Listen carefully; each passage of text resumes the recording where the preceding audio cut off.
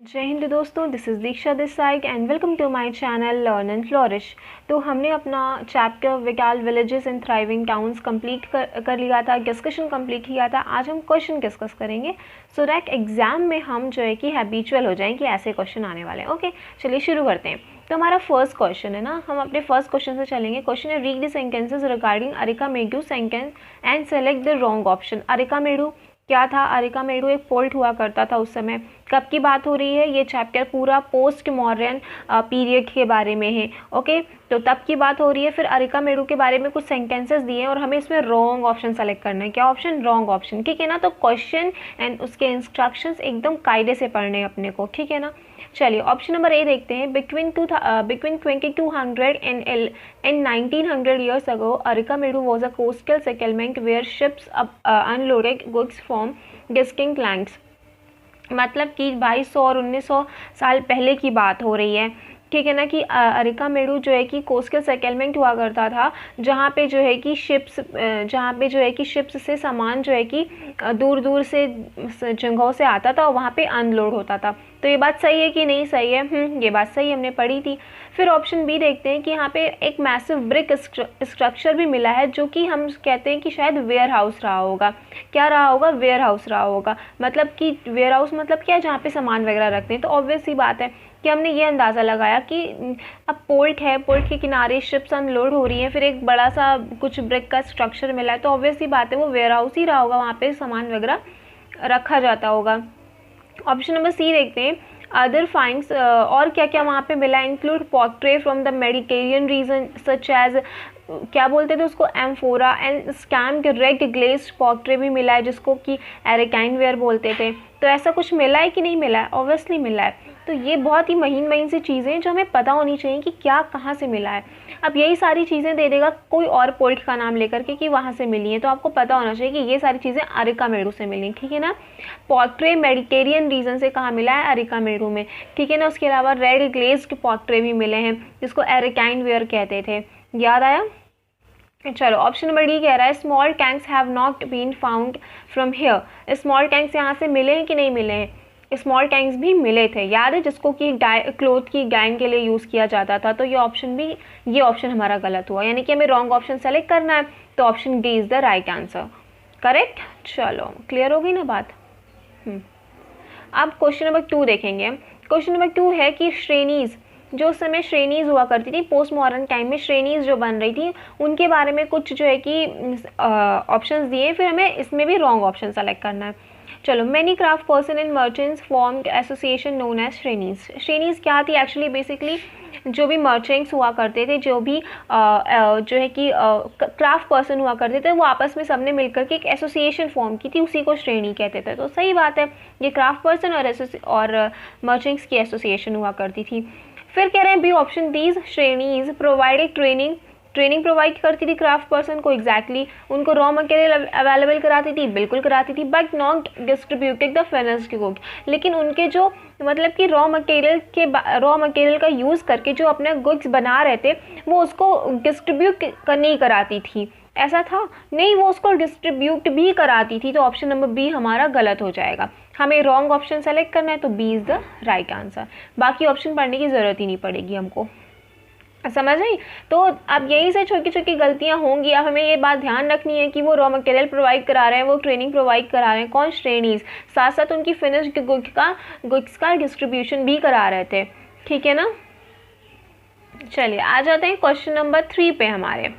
Read the sentences regarding Mathura. Mathura से related, अब मथुरा वहाँ पे एक इम्पॉर्टेंट सिटी हुआ करता था उस समय। ठीक है ना। तो उससे रिलेटेड कुछ हमें ऑप्शंस दिए हैं और उसमें से हमें सेलेक्ट करना है, करेक्ट ऑप्शन सेलेक्ट करना है। चलो, Mathura has not been an important settlement for more than 2500 years. मतलब कि मथुरा एक इम्पॉर्टेंट सेटलमेंट नहीं था 2500 सालों तक, था ना, तो ये गलत है। चलो दूसरा देखो, it was important because it was located at the, ये इम्पॉर्टेंट था। अब ये क्यों इम्पॉर्टेंट था? बिकॉज ये लोकेटेड था at the cross roads of the 3 major routes of travel and trade. मतलब कि यहाँ से 3 मेजर रूट जाते थे। अब हमने तो ये पढ़ा था कि मथुरा जो है कि इम्पॉर्टेंट था बिकॉज उससे मेजर रूट्स जा रहे हैं। तो 3 मेजर रूट जाते थे, ऐसा था कि नहीं था? चलिए आगे बताते हैं। ऑप्शन नंबर सी देखते हैं। Around 2000 years ago Mathura became the second capital of Kushan, मतलब कि वो कुषाणों की दूसरी कैपिटल बनी थी। और ऑप्शन डी है there were no Buddhist monasteries और जैन श्राइन्स, वहाँ पे कोई बुद्धिस्ट मोनेस्ट्री या जैन श्राइन नहीं थी। अब इसमें से हमें जो है कि क्या करना है, करेक्ट आंसर सेलेक्ट करना है। देखो अब ये बी वाला ऑप्शन कह रहा था कि वहाँ से 3 मेजर रूट जा रहे हैं, तो ये एकदम गलत है। वहाँ से 2 मेजर रूट जाता था, एक नॉर्थ वेस्ट की तरफ और एक जो है कि नॉर्थ टू साउथ। ऊपर वाला किधर था, जो तक्षशिला से होकर जाता था, और नीचे वाला अवंती से होकर जाता था आई गेस, ठीक है ना। तो ये गलत हो गया। सी वाला ऑप्शन कह रहा है, डी वाला ऑप्शन देखते हैं, there were no Buddhist monasteries और जैन श्राइन्स, ये एकदम ही गलत है। भाई जो मथुरा था ना, उसका जो है कि रिलीजियस इंपॉर्टेंस भी बहुत थी, वो एक रिलीजियस सेंटर बन गया था। वहाँ पे बुद्धिस्ट मोनेस्ट्रीज थी, जैन श्राइन्स थी, एज वेल एज वो बाद में कृष्ण जी का भी स्पेशल प्लेस बन गया था, ठीक है ना। तो अब ये वाला भी गलत हो गया। लेकिन ऑप्शन नंबर जो सी कह रहा है कि जो मथुरा थी वो कुषाणों की सेकंड कैपिटल बनी, दिस इज एब्सोल्युटली राइट, ठीक है ना। पहली कैपिटल क्या थी, कमेंट करिए। जब हम लेक्चर कर रहे थे तो उस लेक्चर के डिस्कशन में मैंने बताया था, जस्ट कमेंट बिलो, ओके। चलो क्वेश्चन नंबर 4 देखते हैं। Read the sentences regarding Sangam literature. Sangam literature पढ़ा था हमने, अब उससे हमें कुछ सेंटेंसेस दिए, इसमें से हमें रॉन्ग सेंटेंस चुनना है, ठीक है। पहला है the earliest Tamil composition known as Sangam literature. बिल्कुल, संगम लिटरेचर क्या था, जो मतलब जो सबसे पहले अर्लीस्ट, जो सबसे पहले जो है कि तमिल में जो भी कंपोजिशन वगैरह हुए उसको संगम लिटरेचर कहा जाता है। सही बात है, दे वर कंपोज अराउंड 2300 ईयर्स अगो, ये भी सही बात है। रॉन्ग सेलेक्ट करना ना हमको, ठीक है। फिर थर्ड ऑप्शन, सी ऑप्शन है, these text are called Sangam because they were, just minute, हाँ, because they were suppose to have been composed and compiled in assemblies. इनको संगम लिटरेचर इसलिए कहा जाता है बिकॉज ये जो है कि असेंबलीज में कंपोज हुए, वहाँ पे कंपाइल हुए, ठीक है, सही बात है, असेंबलीज होती थी। अब चौथा ऑप्शन कह रहा है these assemblies were held in the city of Mathura. तो ये जो असेंबलीज हैं वो मथुरा में हुई, इज इट राइट और नॉट, इट इज़ राइट और नॉट, ये नहीं सही है, बिकॉज ये असेंबलीज हुई और असेंबलीज में कंपोज एंड कंपाइल होने की वजह से इनको संगम लिटरेचर बोला गया। लेकिन ये असेंबलीज मथुरा में ना होकर के मदुरई में हुई थी।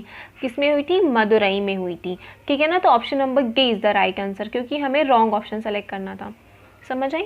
चलो question number 5, in the Tamil region में लार्ज लैंड ओनर्स को क्या कहा जाता था। अब हमने पढ़ा था कि पोस्ट मॉडर्न में जो है कि नॉर्दर्न पार्ट में भी विलेजेस थे, सदर्न पार्ट में भी विलेजेस थे। तो अब यहाँ पे सदर्न की बात हो रही है, और जो नॉर्दर्न पार्ट में जो समाज जितने वर्गों में विभाजित था, लैंड ओनर्स हो गए, गरीब हो गए, भूमिहीन किसान हो गए, वैसा ही सदर्न में भी था, वैसा ही मतलब नॉर्दर्न में दोनों में ऐसे वर्ग हुआ करते थे। लेकिन उन लोगों को अलग अलग नामों से पहचाना जाता था, पुकारा जाता था।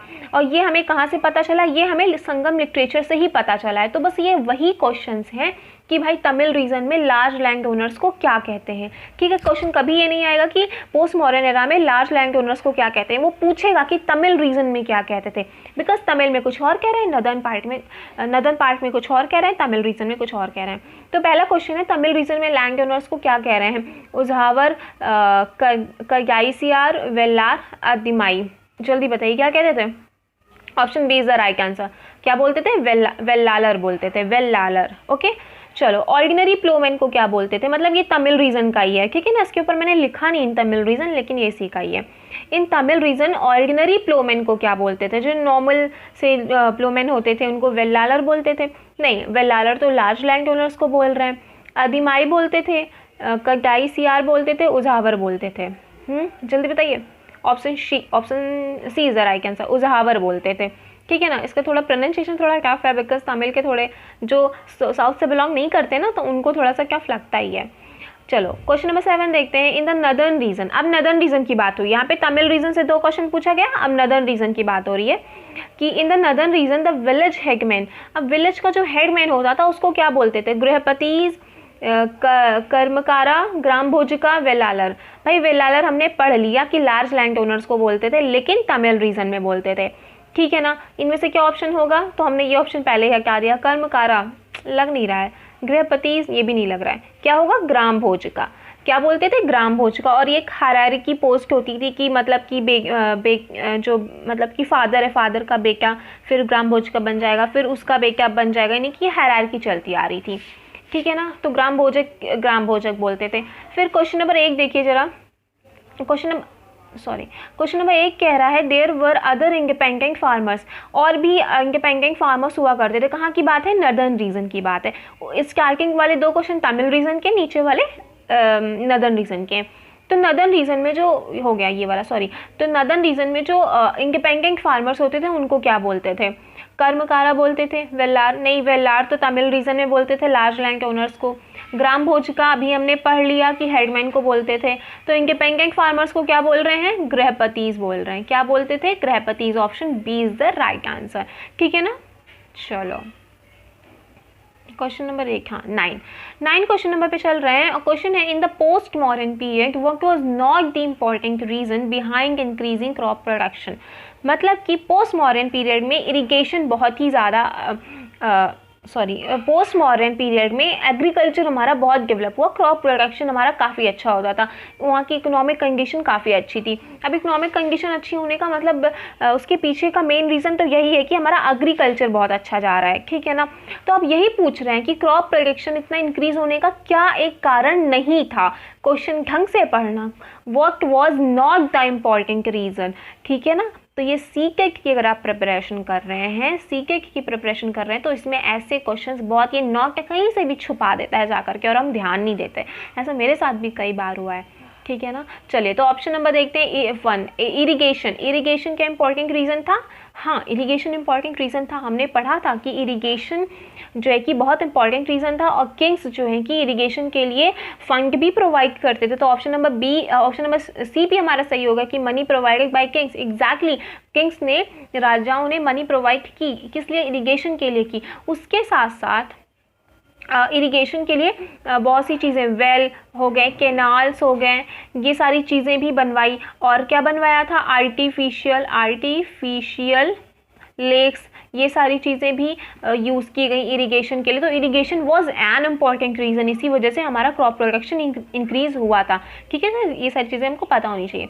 फिर ऑप्शन नंबर बी है फाइन टूल्स, मतलब अच्छे टूल्स यूज़ होने लगे थे, फुल मतलब शेप के टूल्स थे, और जो है कि स्ट्रॉन्ग थे। और स्पेशल बात ये है, यहाँ पे मुझे एक चीज़ और मेंशन करनी चाहिए थी, फाइन आयरन टूल्स, बिकॉज यहाँ पे सबसे ज़्यादा इंपॉर्टेंट रोल था आयरन टूल्स का। तो फाइन आयरन टूल्स ये मेंशन कर लीजिए।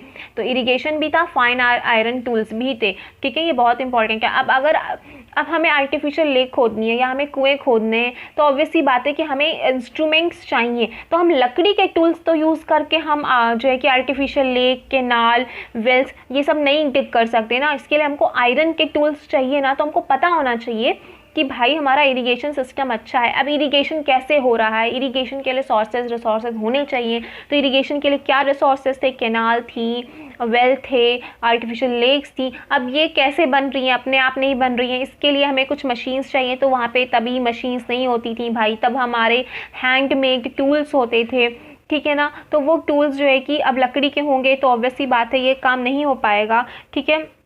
तो ऑब्वियस सी बात है, हमको ये पता होना चाहिए कि आयरन टूल्स यूज़ हो रहे थे, ठीक है। तो ऑप्शन बी सही हो गया। ऑप्शन सी हमने पहले ही सही किया था कि मनी जो है कि किंग्स प्रोवाइड कर रहे थे, ये भी सही है।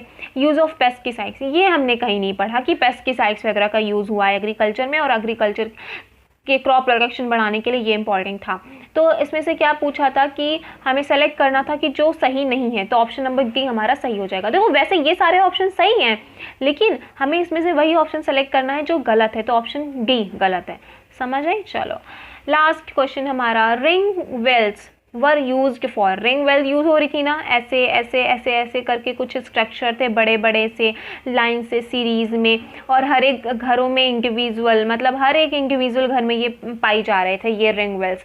अब इन्हीं रिंग वेल्स के बारे में पूछा है कि इनका यूज़ किस लिए किया जा रहा था, इनका क्या यूज़ था। पहला ऑप्शन है टॉयलेट्स, ड्रेनेज, गार्बेज डंप्स, मतलब एज ए टॉयलेट कर रहे थे, एक ड्रेनेज सिस्टम के लिए कर रहे थे, गार्बेज डंप्स के लिए कर रहे थे।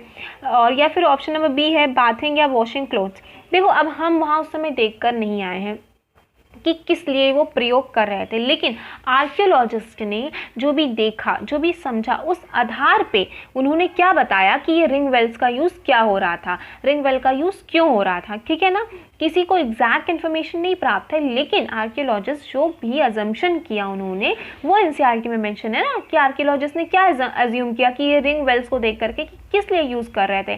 तो उसका ऑप्शन हमारा कौन सा सही होगा, ऑप्शन ए सही होगा। उन्होंने ये कहा कि ये मतलब कि हर एक इंडिविजुअल घर में था, ठीक है, हर एक इंडिविजुअल घर में था, और हो सकता है कि एक टॉयलेट्स के लिए, ड्रेनेज के लिए और गार्बेज डंप के लिए ये रिंग वेल्स यूज़ हो रहे हों। ठीक है, तो हमें बहुत अच्छे से ध्यान रखना है। तो these were some important questions, और मैंने ट्राई किया था क्वेश्चंस को अच्छी तरह से फॉर्म करने का। सो अगर आपको ये वीडियो पसंद आई है then please hit the like button, do subscribe to my channel and share the video because sharing is caring. Okay, जय हिंद।